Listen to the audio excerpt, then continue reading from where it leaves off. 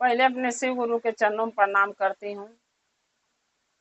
पहले अपने शिव गुरु के चरणों में प्रणाम करती हूँ। मैया पार्वती के चरणों में प्रणाम करती हूँ। ज्ञान दीदी अंतर भैया के चरणों में प्रणाम करती हूँ। सभी गुरु भाई गुरु बहन के चरणों में प्रणाम करती हूँ। मेरे प्रणाम को स्वीकार कीजिए।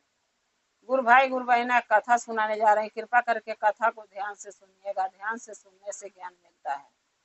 आधी अधूरी कथा नहीं सुनना चाहिए, क्योंकि शिव गुरु का अपमान होता है। पूरा कथा सुनने से कथा के रहस्य के बारे में पता चलता है और ज्ञान भी मिलता है। कथा में क्या बताया गया, क्या समझाया गया, उसका ज्ञान मिलता है।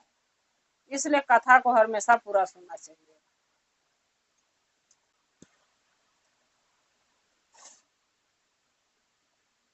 एक गांव में एक किसान रहते थे।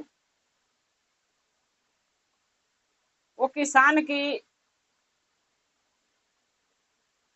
पत्नी थी और किसान दोनों रहते थे। उनके एक बेटा था और एक बेटी थी। एक लड़का एक लड़की थी। किसान थे, उनकी पत्नी थी। तीनों एक गांव में अपना कमाते खाते थे, अपना जीवन बिता रहे थे। किसान जो थे वो महादेव का शिष्य थे, लेकिन जो उनकी पत्नी थी वो महादेव का शिष्या नहीं थी। न बेटा शिष्य था, न बेटी शिष्या थी, न पत्नी शिष्या थी। खाली किसान महादेव का शिष्य थे, भक्त थे। प्रतिदिन महादेव का पूजा करते थे, मंदिर जाते थे, सुबह शाम आरती पूजा करते थे, महादेव का जल चढ़ाते थे प्रतिदिन मंदिर जाके, और 3 सूत्र का पालन करते थे। लेकिन जो उनकी पत्नी थी वो उनके उनके ऊपर हमेशा गुस्सा करती थी। उनके पत्नी के किसान के पत्नी के का नाम था कि ये 3 घंटा तुम काहे बर्बाद करते हो, 2 घंटा 3 घंटा महादेव के चर्चा भजन में, इससे होता क्या है? क्या बिना कमाए महादेव तुम्हें भोजन दे देंगे? महादेव का पूजा पाठ करते रहते हो। किसान कहते थे कि अब जरूरी नहीं है कि हम किसी देवी देवता का पूजा करते हैं, चाहे महादेव का पूजा करते हैं तो हमके धन मिलेगा, धन के लालच से करना चाहिए। अच्छा हमके अनाज देंगे, चाहे हमके सुख सुविधा देंगे, नहीं। हम पूजा करते हैं, महादेव का भक्ति करते हैं अपने अगला कर्म बनाने के लिए, ताकि मैं इंसान का जीवन पाया हूँ, रूप में इंसान के रूप में जन्म लिया हूँ पृथ्वी पर, तो मैं अपना कर्म कर रहा हूँ ताकि मेरे को इंसानी रूप फलित हो। इंसान किस लिए जन्म लेता है? खाली खाने कमाने का नहीं होता। कुछ महादेव का भी, कुछ देवी देवता का भी पूजा पाठ करना चाहिए, ताकि हम अगले जन्म के लिए अपने इस जन्म में कुछ अच्छा बना सकें, अच्छा कर सकें। उनकी पत्नी की ये चीज पसंद नहीं था। बेटी भी नहीं पसंद करती थी कि महादेव का पूजा करें, बेटा भी नहीं पसंद करता था। ये तीनों माँ बेटा बेटी एक जैसे थे, और जो किसान थे वो अलग थे। उनका भी बुद्धि विचार अलग था। किसान हमेशा महादेव से ही कहते थे कि हे भोलेनाथ, जब भी आप हमें बेटा बेटा का शादी करूं तो मुझे ऐसी बहू देना जो महादेव की भक्त हो। क्योंकि हमारे घर में तो कोई भक्ति महादेव का करना नहीं चाहता, पूजा पाठ करना नहीं चाहता। मैं करता हूँ तो मुझे भी रोक टोक लगाते हैं सब। अगर वो एक और आ जाएगी तो हम और वो दोनों मिल के इस घर का सुधार कर सकते हैं, अच्छे राह पर, अच्छे मार्ग पर अपने परिवार के चलाने की कोशिश कर सकते हैं। धीरे धीरे किसान का दोनों बच्चे बड़े हो गए। किसान ने सोचा कि लड़का बड़ा है, लड़की छोटी है, पहले लड़की की शादी कर देते हैं, फिर लड़का का करेंगे। किसान की पत्नी बोली कि नहीं, पहले लड़का की शादी कीजिए, लड़का बड़ा है। किसान बोले उससे कोई फर्क नहीं पड़ता, क्योंकि लड़की जाती है, इसका पहले करना जरूरी है, सियान हो गई है, लड़का के तो साल 2 साल के बाद भी कर देंगे। किसान की पत्नी बोली नहीं, अगर आप लड़की की शादी कर देंगे, लड़की अपने घर चली जाएगी तो हमें कौन खाना देगा, कौन पानी देगा, कौन पूछेगा? किसान ने बोला कि तुम्हारी बहू, जो हमारी बहू आएगी वो तुम्हारी देखभाल करेगी। किसान की पत्नी बोली नहीं, बेटी हमारा देखभाल बहुत करती है, बहू इतना नहीं करेगी, पता नहीं कैसी आएगी। किसान पत्नी की बात मान के बेटे की शादी तय कर दी है। लेकिन जहां भी शादी की है वो लड़की महादेव की शिष्या थी, भक्त थी। पूजा पाठ आराधना महादेव के और चर्चा भजन 3 सूत्र का पालन वो बहुत बढ़िया से करती थी बचपन से। किसान शादी करके बहुत खुश थे कि चलो हमारे घर में एक महादेव की शिष्या तो और आ रही है। एक मैं था, एक हो जाएगी, दो हो जाएंगे, बचे तीन, इनको भी सही रास्ता लाएंगे। तो दोनों मिलके हम शादी तो किसान ने बहुत अच्छा धूम धड़ाका से लड़के के किए। लड़की जब किसान के घरे बहू बन के आई तो महादेव के जब पूजा पाठ करने बैठती थी तो ये बात जो थी सास को पसंद नहीं आता था, क्योंकि वो तो अपने पति के ही खिलाफ थी कि क्यों महादेव का पूजा करते हैं, तो बहू के खिलाफ क्यों नहीं रहेगी। वो हमेशा बहू के खिलाफ रहती थी, तू क्यों महादेव का पूजा करती है, पूजा करना है तो मेरा कर, भक्ति करना है तो मेरा कर, मैं तेरी सास हूँ, मैं तेरे से बड़ी हूँ, मेरा इज्जत कर, मेरा मान कर, सम्मान कर, कदर कर। वो कहती थी आपका मान सम्मान कदर करने में तो मैं कोई कमी छोड़ती नहीं हूँ। घर का पूरा टोटली काम, झाड़ू से लेके पोछा तक, बर्तन तक, कपड़ा तक, सारा काम मैं करती हूँ, खाना बनाती हूँ, आपके जगह पर खाना दे रही हूँ खाने के लिए, सबका सेवा भी करती हूँ, आपका भी सेवा करती हूँ। घर का तो काम मैं पूरा नियम से निभा रही हूँ। बाकी समय थोड़ा बचता था महादेव के चर्चा भजन में निकाल लगा लेती हूँ। उसमें आपको क्या है परेशानी हो रही है मम्मी जी? अरे भक्ति करना, महादेव का पूजा करना तो एक अच्छी बात है।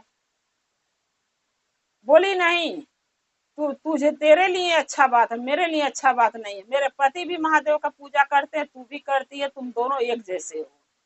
मेरे मुझे ये पसंद नहीं है कि महादेव के चाहे कोई देवी देवता के कोई पूजा पाठ करे। तो लड़की बोली कि देखिए मम्मी मैं तो नहीं छोड़ पाऊंगी, क्योंकि मैं बचपन से पूजा कर आई हूँ, महादेव का 30 सूत्र का पालन कर आई हूँ, चर्चा भजन में जा चुकी हूँ, तो मैं नहीं मानूंगी, मेरे को तो महादेव का भक्ति करना है। बोली ठीक है, तू बात नहीं मानेगी तो मैं भी कोई रास्ता, सास बोली मैं भी कोई रास्ता निकालूंगी, कुछ तो कुछ करूंगी। अब बहू के पता नहीं था कि मेरी सास मेरे साथ क्या करने वाली है। अब जो किसान थे वो 2 दिन के लिए कहीं रिश्तेदारी में चले गए। रिश्तेदारी में चले गए, जब 2 दिन के लिए वो चले गए तो ये माँ बेटा बेटी सब मिल के आपस में मीटिंग की है। क्यों? लड़का बोला पिताजी तो है नहीं, लड़की बोली पिताजी नहीं है, माँ बोल रही मेरे पति नहीं है, बाहर गए हैं 2 दिन खातिर रिश्तेदारी में। चलो इसी बीच में बहू के घर से निकाल देते हैं, क्योंकि ये घर में रहेगी तो पहले हमारे पति थे, किसान की बीवी बोली मेरे पे पति भक्त थे, अब ये भक्ति ना गई, कल को हम लोग के भी तीनों के बदल ढारेंगे, दोनों मिलके महादेव के भक्ति में लगा लेंगे, इसलिए इसको रास्ते से हटा देंगे। बेटा भी तैयार हो गया, जिसकी पत्नी थी वो भी मारने को तैयार हो गया पत्नी को, ननद भी हो गई तैयार, सास भी हो गई। अब ये तीनों मिल के क्या किए, लड़की का मुंह बांध दिए, आंख मुंह बांध के और पीछे हाथ बांध के और कपड़े में लपेट के रात को ले जाके नदी में फेंक दिया है। भोर में जब नदी में फेंक दिए तो महादेव कैलाश पर मैया पार्वती बैठे थे दोनों जने। महादेव देख के जब देखे महादेव फेंकते हुए तो महादेव बहुत गुस्सा में हुए। बोले कि बताओ हमारे शिष्या के इतना उन लोगों को दिक्कत है कि हमारे शिष्या को नदी में डाल दी जाके। पार्वती बोली कौन सी शिष्या महादेव? बोले एक है पृथ्वी पर मेरा भक्त है, और वो अपने ससुराल गई है शादी करके, उसकी सास ससुर, ससुर तो महादेव के हमारे भक्त हैं, लेकिन सास और बेटा और ननद तीनों मिल के नहीं चाहते तो मेरी भक्ति करे, मना किए, नहीं मानी, और आज ये तीनों मिलके नदी में डाल दिए हमारे शिष्या के। तब मैया पार्वती बोली कि हे भोलेनाथ आपको उसके सहायता के लिए जाना पड़ेगा, आप उसका सहायता कीजिए जाके, आपके भक्त है, नहीं लोगों का विश्वास आप पर से उठ जाएगा कि महादेव अपने शिष्य शिष्या का सहायता करते ही नहीं है तो उनका भक्त बनेगा कौन, शिष्य शिष्य बनेगा कौन? महादेव बोले ऐसा नहीं हो सकता, मैं हर कीमत पर उसको जान बचाऊंगा जाके। और ये लड़की जो थी महादेव के जो शिष्या थी, जब इन लोग नदी में फेंक के चले गए तो देखी नहीं किधर से लाए और कहाँ से कैसे फेंक के गए हैं, गए किधर, वो तो रास्ता उसको पता नहीं था। लेकिन मन मन महादेव से जब नदी में फेंक दिए सब, तो महादेव से लगी प्रार्थना करे, श्री शिवाय नमस्तु भयम करने लगी। अब बोली हे भोलेनाथ हमारी जान आपके हाथ में है, आपके मैं शिष्या हूँ, आप मेरे गुरु हैं, हे भोलेनाथ हमारे जीवन बचा लीजिए, नहीं ये लोग हमके मार डालेंगे। अब मेरे टहलना भी नदी में नहीं आता, मेरे हाथ भी बने हैं, पैर भी बने हैं, मैं कैसे टहलूंगी, कैसे पार होऊंगी, कैसे निकलूंगी। हे भोलेनाथ आप ही का सहारा, मुझे मेरे जीवन बचा लीजिए। तब मैया पार्वती बोली, हे भोलेनाथ अब जाकर उसका जीवन बचाइए। जब वो आए महादेव नंदी को लेके, नंदी के बोले नंदी जल्दी तैयार हो जाओ। बोला नंदी बोले कहाँ जाना है महादेव? बोले कि हमारे एक भक्त कष्ट में है, जल्दी चलो। नंदी को लेकर महादेव अपना रूप धारण कर बदल के आए। नंदी भी अपना रूप बदल लिए थे, महादेव भी। महादेव एक फकीर के रूप धारण कर लिए, नंदी एक साधु, ठीक है, पंडित जी का, महात्मा का नहीं। दोनों जने आए रूप धारण करके बदल के, और दोनों जने मिल के उसको, लड़की को नदी से बाहर निकाल के, और जब उसका हाथ मुंह पैर हाथ खोले तो लड़की बेहोश हो चुकी थी। महादेव नंदी से बोले कि हे नंदी जल ले आओ, इसके मुंह पर मारो। जल ले आग मारे और लड़की को होश में आई। लड़की दोनों जने के पैरों पर गिर गई। उसको नहीं पता था कि एक नंदी जी हैं और एक महादेव जी हैं। लड़की को ये बात पता नहीं था। लड़की बोली कि आप लोग कौन हैं? बोले हम एक राही हैं, एक फकीर हैं, मांगने खाने गांव गांव जाते हैं, और तुम्हें मैं यहाँ फेंकते देखा। महादेव बोले नंदी कि तुम्हें नदी में फेंकते देखा तो मैं सोचा कि कोई न कोई तो गलत तुम्हारे साथ कुछ हो रहा किसी के साथ, और मैं यहाँ आके जब तुम्हारा जान बचाया हूँ। तब वो लड़की बोली कि हे बाबा हमें नहीं पता आप कौन हैं, हमारी जान आप क्यों बचाए हैं? हम तो महादेव को पुकारे थे, लेकिन आप लोग महादेव के रूप में आके मेरा जीवन बचा लिए, बहुत बहुत आभार है आपका। लेकिन मैं उस घर में लौट के नहीं जाऊंगी जिस घर से मेरी सास मेरा पति मेरा सहायता नहीं किया। हमके ले आके मार नदी में डाल दिए जिंदा मरने के लिए। हम उस घर में लौट के जाना नहीं चाहती। तब नंदी से महादेव बोले कि हे नंदी, इसी नदी के थोड़ी दूर पर आगे एक मंदिर है, उसी मंदिर में इसको रहने के लड़की की व्यवस्था करो, वही ये रहेगी आज से। नंदी और महादेव दोनों गए, वहां व्यवस्था किए। मंदिर के किनारे एक झोपड़ी बना दी है नंदी ने, और उसी में वो लड़की रहने लगी। उसके बाद उसी पर जो महादेव का मंदिर था वहीं पूजा करती थी, वहीं मड़ई में रहती थी। और महादेव नंदी और महादेव दोनों जने मिल के बोले कि आज से तुम इसी मंदिर में पूजा करोगी, यहीं रहोगे, तुम कहीं नहीं जाओगी। फिर उसके बाद बोली ठीक है। वो लड़की उसी में पूजा करती थी, लोग भी भक्त लोग पूजा करने आते थे, जो भी चढ़ावा चढ़ाते थे, रुपया पैसा फल फूल प्रसाद, वही उसका खाने के जीने का सहारा बन गया। और वहीं अपना वो भक्ति करती थी महादेव के। लोगों के भी 3 सूत्र का पालन करना सिखाती थी, लोगों के नाम का घोषणा करती थी, शिष्य शिष्या सबके महादेव का बनाती थी, और दोनों टाइम पूजा भक्ति आराधना करती थी। लोग भी उसका भजन सुनने आते थे। ऐसे करते करते वो अपना जीवन बिता रही थी। उतने में जब किसान 2 दिन बीत गया, अपने ससुराल से अपनी रिश्तेदारी से आए घूम के, पूछने लगे बहू कहाँ गई? तो किसान की पत्नी बोली और उनका बेटा उनकी बेटी तीनों मिलके बोले कि वो तो घर छोड़ के भाग गई। बहू के बोले सब घर छोड़ के भाग गई, जो कि घर छोड़ के भागी नहीं थी, इन्होंने ले आके नदी में डाल दिए थे लोग तीनों मिलके, लेकिन अपना जान बचाने के लिए झूठ बोल गए। तब किसान बोले कि नहीं, ये बात मैं नहीं मानूंगा कि मेरी बहू घर छोड़ के भाग जा। तुम लोग इतना उसको दुख कष्ट देते थे, फिर भी वो कुछ नहीं बोलती थी, और हमें अपने बाप से कम नहीं मानती थी, और मेरी बहू इतनी सीधी थी कि घर छोड़ के नहीं जा सकती है। तुम लोग झूठ बोल रहे हो। लड़का बोला नहीं पापा, आप दूसरे लड़की घर से आई हुई लड़की पर भरोसा करते हो, हम पर नहीं करते। तब किसान बोले कि मैं जानता हूँ दूसरे घर की लड़की है, लेकिन तुमसे लाख गुना अच्छी थी। तुम अपना हो लेकिन अपने जैसे लगते नहीं हो, और दूसरे घर से आई लेकिन अपने से बढ़ के मेरा सेवा करती है, मेरा मान सम्मान करती, मेरी इज्जत करती है। इसलिए मैं नहीं मानूंगा को घर छोड़ के आ सकती है। अब किसान लड़की को ढूंढने लगे, अपनी बहू को ढूंढने लगे। ढूंढते ढूंढते पहुंचे महादेव के मंदिर में। महादेव के जब मंदिर में पहुंचे तो वहां भजन भाव हो रहा था। तो देख क्या रहे हैं कि वो तो उनकी बहू है जो भजन गा रही है और लोग सुन रहे हैं। जाके सारी बातें किसान जब चर्चा विराम हुआ मंदिर में गए, किसान ने सारी बात अपने बहू से पूछा, कैसे हुआ, कैसे यहाँ पहुंची, क्या हुआ। सारी बातें उसने बताई बहू ने अपने ससुर के। तब किसान बोले कि अब तेरी सास का अंतिम घड़ी आ गया है, क्योंकि इतना वो पाप कर चुकी है कि उसका पाप का अंत हो गया है। अब महादेव उसको सजाए, उसको कर्मों को जरूर देंगे।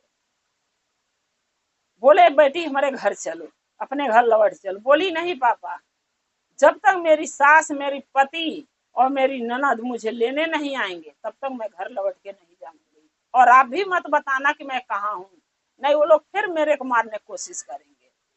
बोले ठीक है मैं नहीं बताऊंगा। किसान अपने घर फिर बहू से मिलके लौट के चले आए। और उसके बाद जब यहाँ आए तो बीवी फिर गाली लगी बकने, कहाँ गया था, किसको ढूंढने गया था, तू अपने बहू को ढूंढने गया था, तू उसी को मानता है, मन उल्टा सीधा लगी सुनाने। फिर मैया पार्वती महादेव कैलाश पर बैठे थे। मैया पार्वती बोली कि हे भोलेनाथ, ये औरत का मन तो ज्यादा बढ़ते जा रहा है, न अपनी पति की इज्जत करती है, न बहू की इज्जत कर रही है, अपने ही रंग में अपने बेटी और अपने बेटे को भी रंग दी है। इसके लिए कुछ तो आपको करना पड़ेगा, कुछ ऐसा कष्ट दीजिए ताकि इसका आंखें खुल जाए, जो आपके प्रति इसके मन में नफरत है वो नफरत दूर हो जाए। बोले ठीक है। महादेव ने ऐसा किया कि उसको पूरे देह में कोढ़ फूट गया। जिस बेटी के बल पर, जिस बेटे के बल पर कूदती थी कि बेटी बेटा हमारा अपने हैं, बहू पराई है, जब महादेव उसके पूरे शरीर में कोढ़ ऐसा किए कि कोढ़ फूट गया महादेव के उठी से, तब उसकी साथ जो है उसकी बेटी भी छोड़ दी और बेटा भी छोड़ दिया। दोनों के बुलाती थी, दोनों साथ उसके पास नहीं आते थे। लड़की कहती थी नहीं तू तो कोढ़ीन हो गई माँ, तेरे कोढ़ी फूट गया, अगर मैं जाऊंगी तेरे पास तो मुझे भी कोढ़ फूट जाएगा। लड़का भी यही बात कहता था, नहीं माँ मैं तेरे पास नहीं आऊंगा, लेकिन नहीं तो मुझे भी कोढ़ हो जाएगा। अब दिन दिन पर दिन पति के पास गई, यानी उनके किसान के पास जाने जब गई कि मेरी सहायता कीजिए, मेरे को दवाई इलाज कराइए। किसान बोले मैं कुछ नहीं कर सकता, तेरे कर्मों का पाप है जो निकल रहा है, तू अपने कर्म अपने आप अपने हाथे बर्बाद करी है, वो कर्म तेरा फुट फुट के निकल रहा है। तो बोली क्या करूं। किसान बोले माफी मांगना तो महादेव से मांग, वो तेरा कोढ़ ठीक कर सकते हैं, हम क्या करूंगा। तू तो महादेव के लिए इतना नफरत पाल ली है, खुद तो भक्ति भाव करती नहीं महादेव के लिए, लड़की लड़का के भी बिगाड़ दी, भक्ति भाव नहीं करने दी, उनको अच्छे राह पर नहीं चलना सिखाई। और मेरी बहू महादेव की शिष्या आई, मैं भी महादेव का शिष्य था, तो हम दोनों से तू नफरत लगी करने, सो मैं तेरा साथ नहीं दूंगा। किसान भी बोले मैं भी साथ नहीं दूंगा, तू महादेव से सहायता मांग। महादेव से रो रो के लगी सहायता मांगे। तब महादेव भोलेनाथ लड़की के पास वो गए, यानी उनके किसान के बहू के पास। बोले बेटा तेरी बहू, तेरी अपने असली रूप में महादेव जाके वहां प्रकट हुए किसान के बहू के पास मंदिर में पूजा कर रही थी। महादेव से आराधना करी कि महादेव हमारे ससुराल के, चाहे हमारे सास हो ससुर हो चाहे ननद हो, सबके खुशहाल रखना। इतना कहने के बाद वो खुशहाल के महादेव से दया मांग रही है, खुश रखना। फिर महादेव प्रकट हुए, बोले बेटा जो तू मांग रही है वो मैं नहीं दे पाऊंगा। बोली क्यों भोलेनाथ। बोले तेरी सास इतना गलत है, तेरा ननद तेरा पति इतना गलत है, तेरे साथ इतना बुरा किए, फिर भी तू उनका सहायता के लिए उनके लिए दया मांग रही है उनसे, मैं नहीं कर पाऊंगा। बोली भोलेनाथ जाने दीजिए, जो किए किए, आप उनका सहायता कीजिए। तब महादेव बताए तेरी सास को कोढ़ फूट गया है, और उसका साथ न उसका बेटा दे रहा है न उसकी बेटी दे रही है, अन्य किसान खुद दे रहे हैं। तब बहू जब सुनी कि मेरी सास के कोढ़ फूट गया है, बहू भाग के आई वहां से। बोली हे भोलेनाथ मैं अपनी सास के पास जाना चाहती हूँ। अरे वो जैसी भी है तो मेरी सास, वो नहीं होती तो मेरा पति नहीं जन्म लेता, मेरा पति नहीं होता तो मैं उस घर में बहू बन के कैसे आती। है तो मेरी सास चाहे अच्छी है चाहे बुरी है, लेकिन सास तो सास होती है, जैसा भी वो है, लेकिन मैं कैसे उनको भूल जाऊं कि वो मेरी सास नहीं। हे भोलेनाथ हमें वहां हम जाएंगे अपने घर। महादेव भी आए अपना रूप बदल के, वो भी आई, आके अपनी सास के हालत देख के सास के लगी सेवा करने। कोर फूट गया, मवाज बह रहा, पीप बह रहा शरीर से, उसको हाली हाली अपने आंचल से लगी पोंछने लगी, साफ करने। तब महादेव देख के उनको मुस्कुराए, बोले बताओ जो बहू के ये औरत इतना दुख दी, मारने की कोशिश करी, नदी में फेंकी आई, वो बहू आज देखो अपनी सास का कितना सेवा कर रही है, कितना सहायता कर रही है। जो कि उसका खुद का बेटा और खुद का बेटी उसका साथ छोड़ दिए, लेकिन बहू दूसरे घर से आई हुई है, फिर भी उसका इतना साथ दे रही है, उसका सेवा कर रही है। तब सास जो थी किसान की पत्नी बहू के पैर लगी छूने, बोली हे बहू, मुझे पहचानने में बहुत देर हो गई कि तुझे मैं पहचान नहीं पाई। बेटा को अपना समझी, बेटी को अपना समझी, लेकिन तुम्हें हमेशा पराया मैं समझी। तेरे तू भक्ति करती थी, मुझे पसंद नहीं आता था, मैं अपने आप को भगवान समझने लगी थी। बोलती थी मेरा पूजा कर महादेव का ना कर, मेरी भक्ति कर महादेव का ना कर, मुझे क्षमा कर दे बहू। तब बहू बोली कि हे मम्मी, आप जैसी भी हैं, चाहे जो भी आप अपनी जिंदगी में गलतियां करी हैं, माफी मांगना है तो महादेव से मांगिए, हमसे मत मांगिए। हमें आप माफी मांग के पैर छू के हमें छोटा क्यों करना चाहती हैं? आपका पैर छूना मेरा हक है, मेरा फर्ज है। आप हमारा पैर मत छूइए, हमसे माफी मत मांगिए, मांगना है तो महादेव से मांगिए। तब उसकी सास बोली किसान की पत्नी, महादेव कहाँ है, कैसे माफी मैं मांगू? तब बोली आप सच्चे मन से माफी मांगिए, अपनी गलती का पछतावा कीजिए, महादेव आपके सामने हाजिर हो जाएंगे। लड़की को तो पता था महादेव यही है जो महात्मा के रूप में मेरे साथ आए हैं। फिर वो क्या करी, बोली ठीक है।